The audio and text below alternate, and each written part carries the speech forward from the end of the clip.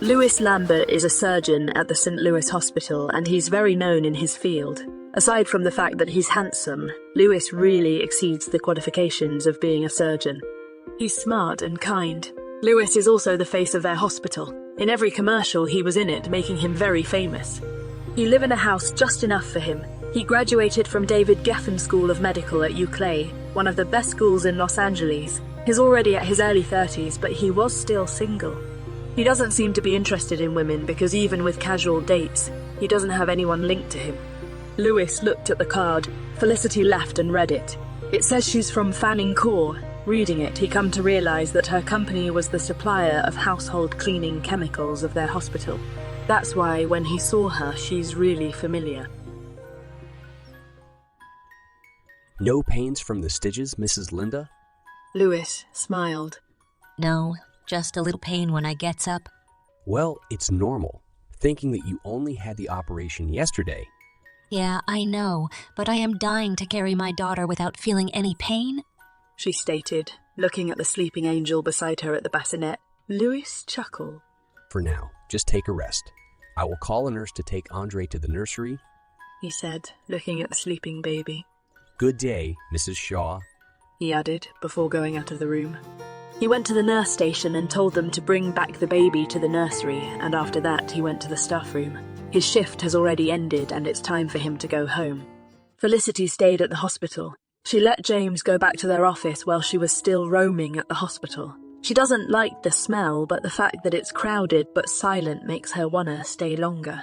She went to the hospital's garden and stayed for a while, enjoying the peace she thought she would never experience. The silence she was enjoying was cut off when her phone rang.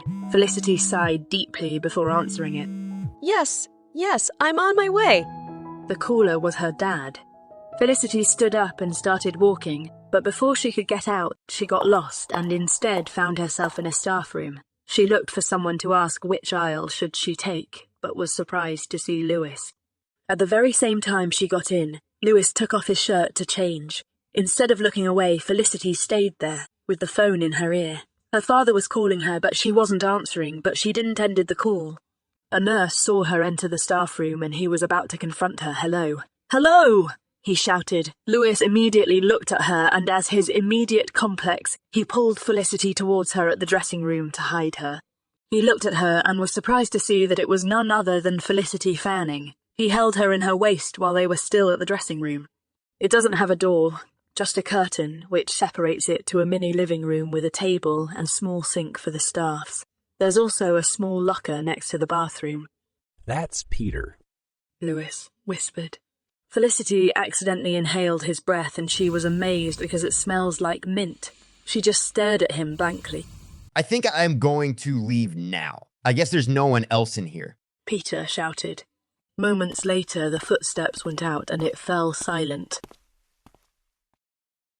Gotcha, he shouted when he suddenly yanked the curtain open only to see a naked Louis, hugging a girl. Peter felt embarrassed.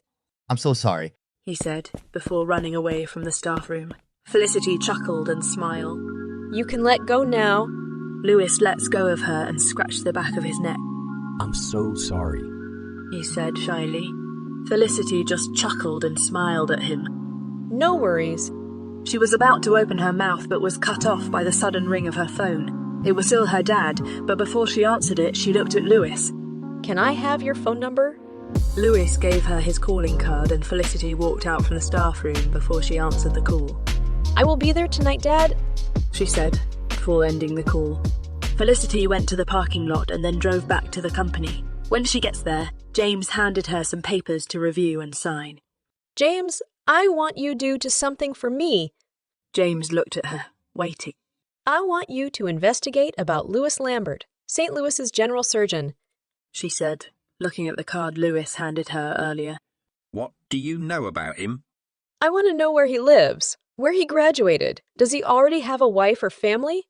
Just basic information about him will do. Copy that, James answered before scribbling on his computer. James was an IT graduate and he knows how to hack. The Fanning family helped him to graduate and they also want him to pursue his dreams, but back then, Felicity needed someone to be her assistant, and both of them were friends, so he said he will be his assistant.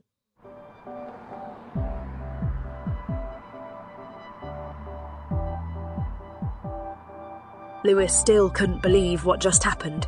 He was smiling like an idiot even after he got out from the hospital and even now that he's driving home. He couldn't help but to think about Felicity's funny reaction and how their skin touches each other. He felt something that he hadn't felt before. It's like that the touch sent him some kind of volt, rotating his body, his whole being. Lewis was looking at the street. He has to take her off his head, so instead of going directly to his house, he went to the gym and started to work out. The ladies there recognized him and they wanted to take a photo of him. Well, who wouldn't, right? He's hot, handsome and smart, and to sum it all up, he's a surgeon for Pete's sake. He's like a 3-in-1 coffee, but much better. Better than any brand there is.